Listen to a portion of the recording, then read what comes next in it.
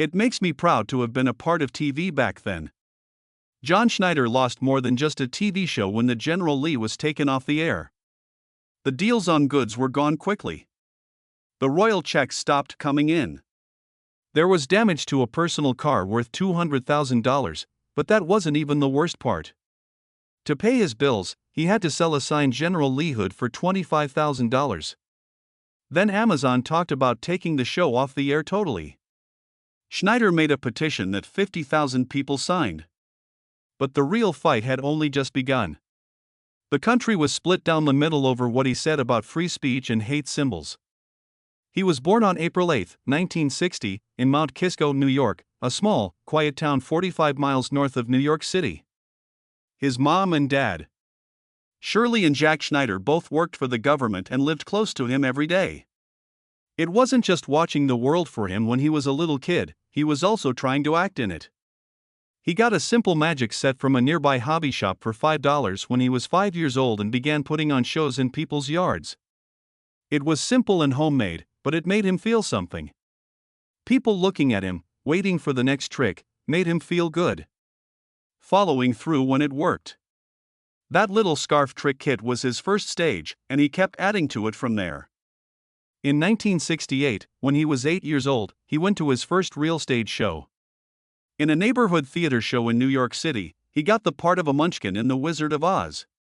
He practiced after school for about 20 hours a week and got paid $10 for each show. The money wasn't the most important thing. It was the routine of practicing, waiting in the wings, hearing cheers, and feeling like he was a part of something bigger than his neighborhood. After that, things changed in a way he couldn't control. John's parents split up when he was 10 years old. The steady home felt broken all of a sudden, and he felt alone in it. He started to look for relief in places that wouldn't leave him, and TV became one of those places. In particular, the show Bonanza, which ran from 1959 to 1973, drew him in.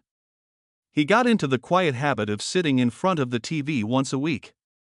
He would play cowboy hero in his bedroom with a toy pistol and copy the gunfights. Those stories gave him a place to hide and goals to work toward. The family themes. He slowly changed into the person he wanted to be because of the journey and the openness of the West. He was 14 years old when another big change happened in 1974. The family moved to Atlanta, Georgia, after his mother got married again. John found a door that was already open for him. A kid from New York who moved to the South might have felt lost.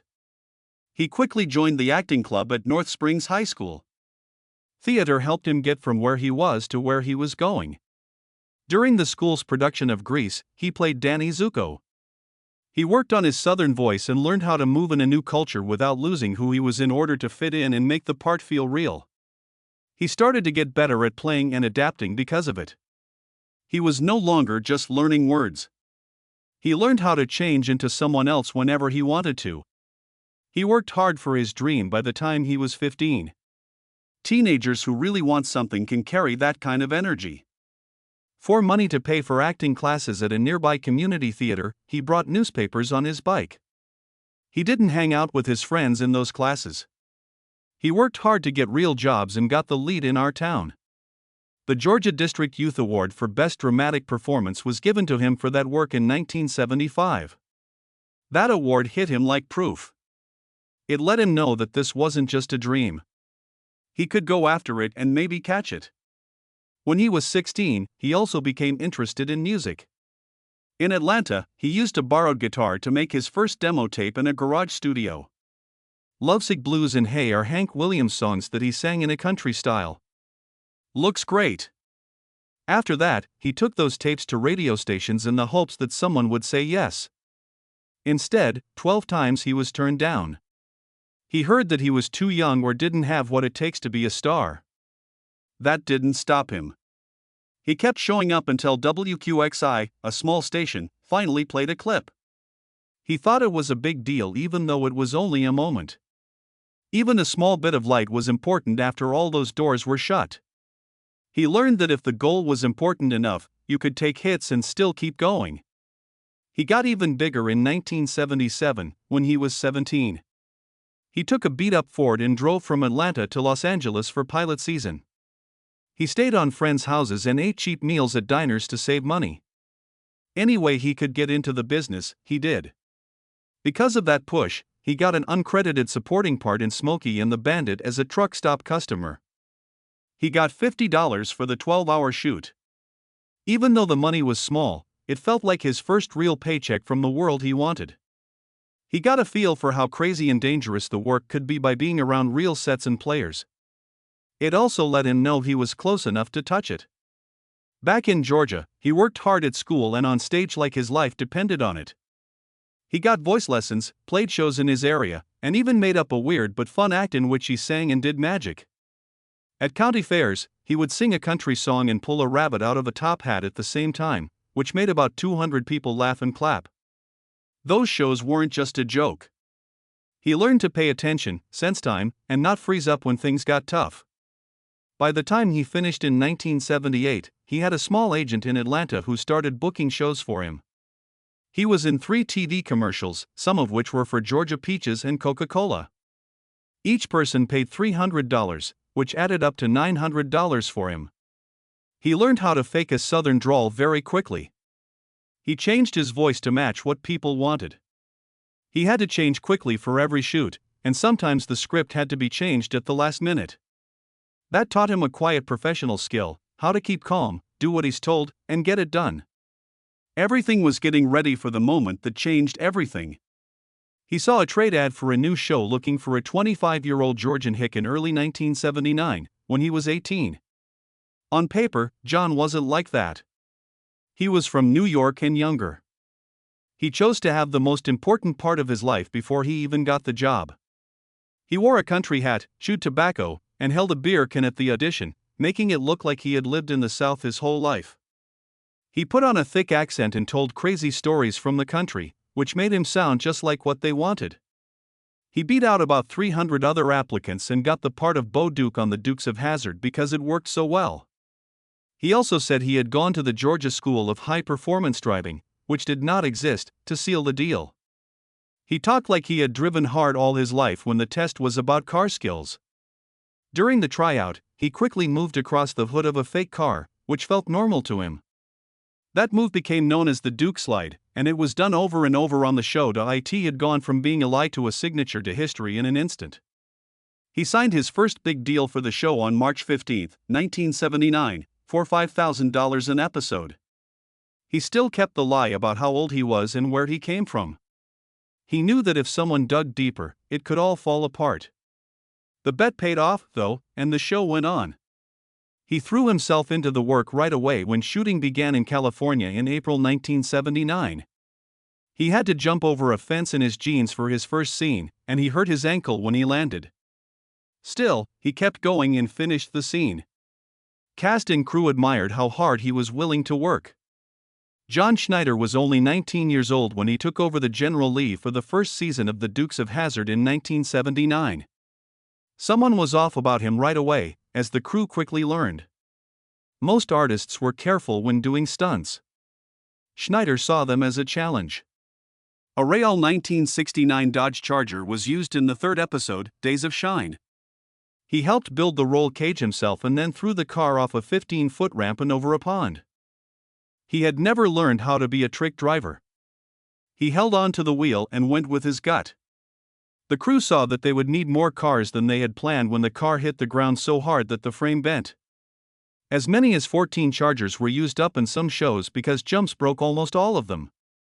During the beginning scenes, the famous jump went off 16 feet high. The car went 82 feet before it was destroyed.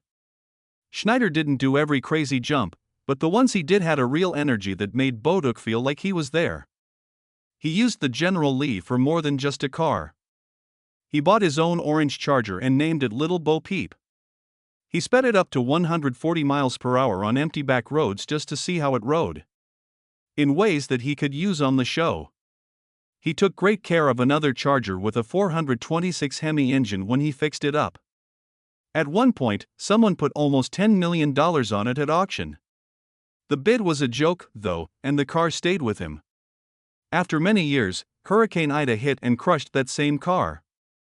He felt like he had lost a part of himself. He put together roll cages. fixed dents and worked on these machines all night. Every scene had a spark because of that link. At the end of the shoot, Schneider and Tom Wopat kept the beat going. They got together during breaks to make a small country band that they called the Duke Boys Band. As if they were brothers, they passed the guitar back and forth at cast parties, bars, and charity events. For a break in 1980, they wrote a song called Hazzard Highway together. They kept it and played it at reunions for years, but it never came out publicly. Fans loved seeing them sing Good Old Boys and laugh like they were back in Hazzard County together on stage. The friends stayed together long after the scenes were over thanks to their music.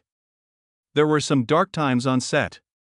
In 1981, while episode 45 was being filmed, a fan got past security with something that looked like a gun. Schneider ran at him without thinking and shoved him right into a hay bale. Police quickly arrived and arrested the man, but everyone on stage stopped moving in shock at how quickly Schneider responded. In the end, he made fun of it as Bose took justice, but there was a real risk. At the time, no one knew the gun wasn't real. As a behind-the-scenes story, it was one of the most shocking ones. It also showed how strange and dangerous fame could be. The show had become a huge hit by the end of season 3. Schneider began getting more than 2,000 letters every week, which is a 500% increase in fan mail. He tried to answer as many of his friends' requests to draw sketches of General Lee. CBS saw the need and his pay went from $5,000 to $10,000 per show. After a year, when he and Tom Wopat fought with the company over money related to merchandise, the attention gave him more power. Before the storm came, though, the show gave him an unexpected chance in music. Schneider dreamed about recording all day and all night during the year 1981. On a weekend, he shot something and then drove straight to Nashville. And went to a small sound studio to record a song he had written called Ain't You Glad? He didn't stop playing the guitar for 10 hours. Even though he was tired and his speech was rough, the take felt real. Mike Kerb, the producer, heard the demo by chance and was shocked by how rough Schneider's voice sounded. He gave him a deal with Scott Brothers Records the next day. Schneider's new song Now or Never reached number 8 on the country lists by the end of the year. It showed he wasn't just singing for fun on TV. He really had something. In 1984, 3 years after that, he signed with MCA Nashville. The record label was big, and he wanted to earn his spot. He helped make some of his record Too Good to Stop Now, and pushed himself to record for 48 hours straight. He didn't sleep much. I've Been Around Enough to Know was his first song, and he sent it to radio stations all over the country as soon as it was done. He called, sent tapes, and tried smaller areas over and over again until one station in Shreveport finally agreed to give him a chance. The song quickly rose to the top of the country charts. And 2 weeks there. He was a real crossover star with a foot in both worlds by the time the album sold 500,000 copies. Then came touring. In 1985, he played shows from Tennessee to Texas and was surrounded by more than 5,000 fans. Things went wrong on the way to a big show, though. More than $20,000 worth of gear for his band was destroyed when the truck carrying them crashed on the highway. Schneider stayed cool while the band went crazy. He took everything he could from friends in the business. He got to borrow the favorite Fender Telecaster from a country star. Schneider put on one of his best shows that night, even though he rented some of his gear. After the show, fans said they could feel the drive in every note. When he put out A Memory Like You in 1986, it was his next big step. It went straight to number 1 on the country charts. During an important show in Nashville, he asked Johnny Cash to perform with him. Cash played his famous guitar, and it was easy for them to share the stage. As a show of respect, they traded themed dusters after the show. One has an image of General Lee on it, and the other has birds sewn on it. People still try to find the limited vinyl record of the show that was made from the recordings. In 1987, he had the most work to do. In the same year, he did 50 concerts and shot 30 episodes of Dukes of Hazzard. He made more than $1 million. He gave up because of the stress. After 2 shows in Atlanta and Nashville, he lost all of his voice. The doctors said to take a 2-month break. He went to Colorado at that time to learn from a famous yodeling coach who helped him build his voice back up from the ground up. He sung better and with more confidence when he came back, and people could tell the change. Then there was the event that changed the history of TV. Schneider and Wopat left the set right after Season 4 Episode 13 in February 1982. 1 million General Lee toys had been sold, but neither star was getting any of the money. Schneider had a heated 2-hour meeting with the producers and wanted a fair deal. Catherine Bach politely stood by them and watched the show. Warner Brothers responded by putting in 2 new cousins, Coy and Vance, to play the pair. Fans were very angry. Ratings dropped by almost 20% in just a few weeks, and reviewers said the new characters were just copies of the old ones. Advertisers whined, and CBS freaked out. Schneider and Wopat were offered a 40% pay raise and a 5% share of the royalties from good sales by the network. Schneider was in Atlanta and saw the whole thing. He wouldn't come back until the deal was official. The fight cost him a lot of money. For 3 months, he had to sell his gold Dukes of Hazzard watch for $5,000 just to pay his bills. He got his first check for $50,000 when the income deal finally went through. He went back to the pawn shop right away and got the watch. Something that showed how far he was ready to go to protect what he gained. Schneider was able to change some parts of the story when he and Wopat came back for the 5th season premiere in October 1982. He asked Bo Duke to give a speech in which she talked about fighting for what is yours. It was directly influenced by the strike. People loved the quiet word that they heard. The event changed what players expected when they wanted fair pay on other shows. One of the first places to do that was Cheers. The end of the Dukes of Hazzard made John Schneider feel like the ground moved under his feet. In February 1985. One day he was Bo Duke, a superstar in an orange Charger. The next, he was just waiting for the phone to ring in quiet. After 2 years, he got his first big break when he was cast as Ray in the 1987 TV movie Christmas Comes to Willow Creek. The set didn't have the warm glow of Hazzard County. He was in Yukon's Dawson City. It was 20 below zero outside, there was white snow, and the air was frozen. He stuck to a strict diet to look tired, and while shooting, he lost 15 pounds. The movie came out on December 20, 1987. He later said that the cold made him get to know a character better than ever before. It took him a long time to get away from Bo Duke by 1989. In the miniseries Rawhide Trail, which only had 2 episodes, he played a detective. The show quickly lost viewers. It hurt to remember that he was stuck in a Southern charm image that he couldn't get out of. Over the next few years, he tried out for almost 50 shows. He even tried out for MacGyver, but Richard Dean Anderson got the part. He later said that each turn down made him feel like he had to wear the same thing over and over again. He tried to change it, but it wouldn't let him. Then something happened that no one saw coming. John Schneider didn't wait for Hollywood to decide what would happen to him in 1990. Instead, he used his own money to build John Schneider Studios. Banks wouldn't give him any money because they thought he was too risky because he looked like a hillbilly, so he put $100,000 of his own money into the business. On his own land in Louisiana, he built a soundstage and rooms for editing. It was brave. It was dangerous. It was a man who took his job out of Hollywood and shaped it in the open South. In 1992, he felt drawn to singing again. During one of the hardest times in his life, he made Come Morning in a small home studio. At this point, his marriage to Ellie Castle was beginning to fall apart, and the songs showed that. It felt like a small victory when the record got to number 15 on the Billboard country charts. It showed that he could still reach people who needed his voice even when things were going badly. By 1995, he was in charge of directing an episode of The New Highway to Heaven. So that he could work with people he knew, he brought back some of his old Dukes crew. But fake crashes put the budget at risk. They made him pay $20,000 out of their own pocket to keep the story going. It was shown in the end, but he learned that as a director, there were times when he had to waste money on a story. When he walked into a screening room for Smallville in 2001, everything changed. There were more than 100 artists who wanted to play Jonathan Kent. But when Schneider started making up a speech about being a father right there on the farm set, everyone began to quiet down. The makers cast him right away. He stuck with that choice through 217 episodes and 10 seasons, becoming one of the show's emotional anchors even as other cast members came and went. He earned it by going with his gut for one moment. It turned out to be one of the most important jobs of his life. After that, he directed 4 episodes of the show.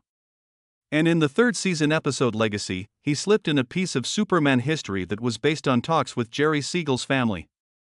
It was only a small change, but fans recognized that it made the story more interesting. Schneider made it seem like he went back to the early days of Superman and brought those memories into current TV. But things went wrong in 2005. It was planned that Jonathan Kent would die in season 5. Schneider did not like the idea. He got angry, pushed back, and even said he was going to leave. He finally agreed to stay, but only if films of the death were made in a real Kansas cornfield. One of the most moving parts of the whole series was the tribute show. Fans knew it was important. They could feel how much weight he put on it.